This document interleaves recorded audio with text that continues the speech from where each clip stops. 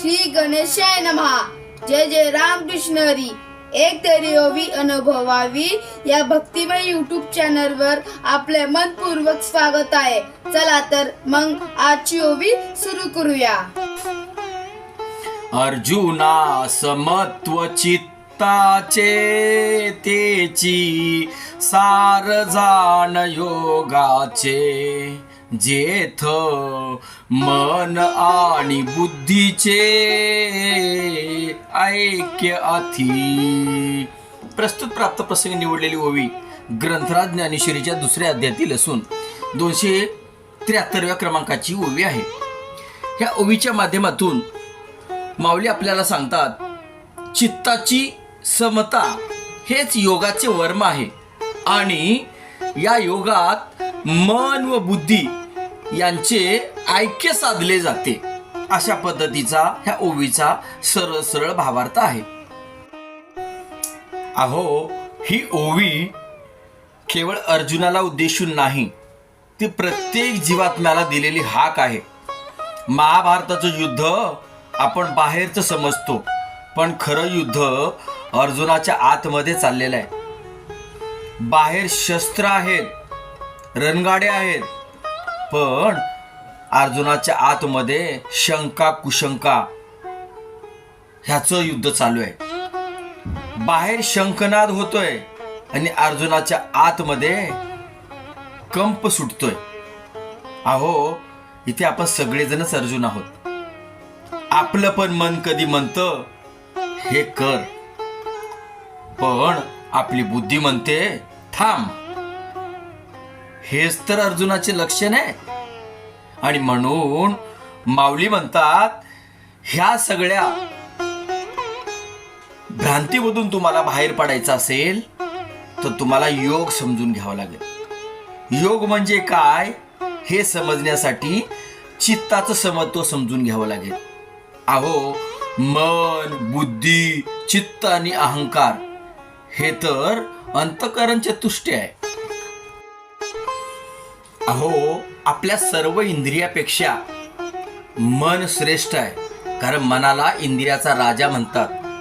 पण मनापेक्षाही जर श्रेष्ठ काय असेल तर ते आहे बुद्धी, कारण बुद्धीचेच निश्चय म्हणजे आपले जीवन असते. आणि म्हणून बुद्धी हे मनापेक्षा श्रेष्ठ आहे. आणि बुद्धीपेक्षाही जर श्रेष्ठ काय असेल तर ते आहे चित्त. म्हणून श्रीकृष्ण परमात्मा अर्जुनाला सांगतात, अर्जुना, तुझं चित्ताचं समत्व कर. चित्ताचे समत्व म्हणजे ब्रह्मस्थिती.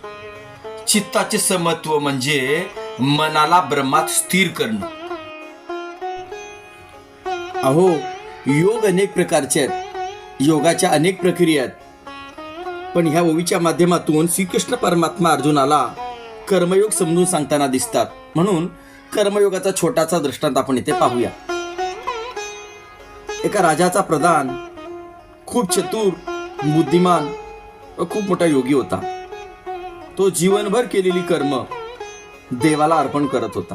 म्हणजे कर्माच्या फलाचा त्याला कुठल्याच पद्धतीची आशा नसायची. आणि तो एकच म्हणायचा, देव करतो ते बऱ्याकरिता करतो, म्हणजेच जे होतंय ते बऱ्यासाठी होतंय असं म्हणायचा.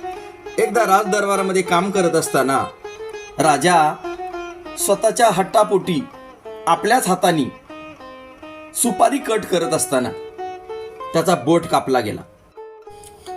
तेवढ्यात प्रधान धावत धावत येऊन राजाला बोटाला पट्टी बांधलेली आहे आणि राजाची सेवा केलेली आहे.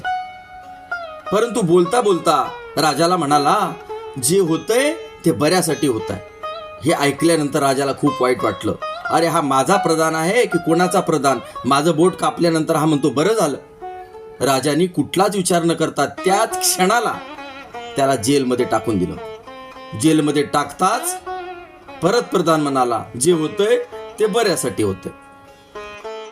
आणि काही दिवसानंतर राजे शिकार करण्यासाठी जेव्हा जंगलामध्ये जातात, त्या जंगलामध्ये भिल्ल समाजांकडून एका देवीची पूजा चालू होती.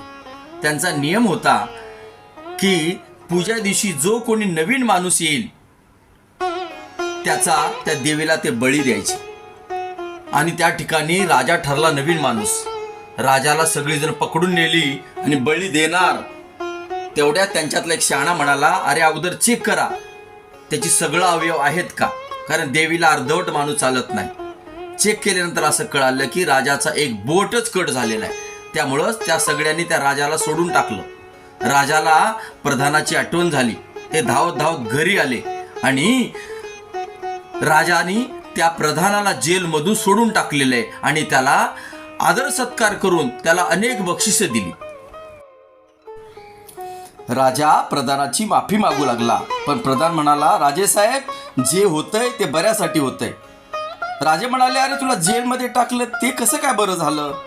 प्रधान म्हणाले, राजे तुम्ही जर मला जेलमध्ये टाकलं नसते तर मी तुमच्या सोबत असतो. तुमचं बोट कापल्यामुळे तुम्हाला त्याने सोडून टाकलं, पण माझं बोट कापलंच नव्हतं त्यामुळे मी बळी गेलो असतो.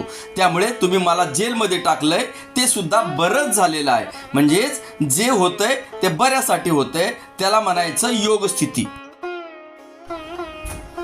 अहो, भगवद्गीता ही केवळ युद्धाची कथा नाही, ती जीवन जगण्याचं शास्त्र आहे.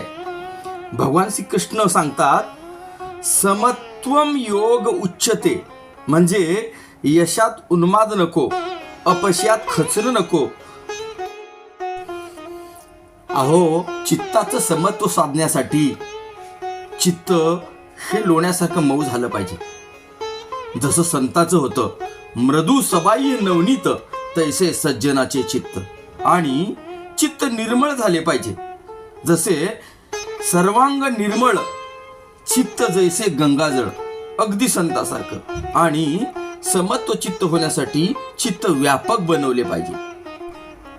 अहो, योग म्हणजे देह सोडणे नव्हे, योग म्हणजे संसार टाकणं नव्हे, योग म्हणजे संसारात राहूनही चित्त असंग ठेवणे. म्हणूनच माऊली म्हणतात, तेची सार जाण योगाचे. म्हणजे योगामध्ये अनेक हजारो प्रक्रिया असतील, पण सार एकच आहे, ते म्हणजे समत्व चित्त. आज आपल्याला युद्धभूमी नाही पण डिसिजन मेकिंग आहे. बाण नाहीत पण रिॲक्शन आहे. जर मन चंचल आणि बुद्धी गोंधळलेली असेल तर प्रत्येक निर्णय चुकतो, आपल्याला दुःख होतो. पण मन शांत, बुद्धी स्पष्ट आणि श्रद्धा ईश्वरावर असेल तर तेच योगयुक्त जीवन. आणि माऊली सांगतात, मन आणि बुद्धी एक करा, समत्व चित्त ठेवा, कारण हेच योगाचं सार आहे. आजचं ओवी चिंतन इथेच संपलं. जर आपल्याला ओवी चिंतन आवडलं असेल तर व्हिडिओला लाईक करा, व्हिडिओ इतर ग्रुपला शेअर करा आणि ज्यांनी अजूनही चॅनलला सबस्क्राईब केलं नसेल त्यांनी चॅनलला सबस्क्राईब करा. रामकृष्ण हरी, रामकृष्ण हरी, रामकृष्ण.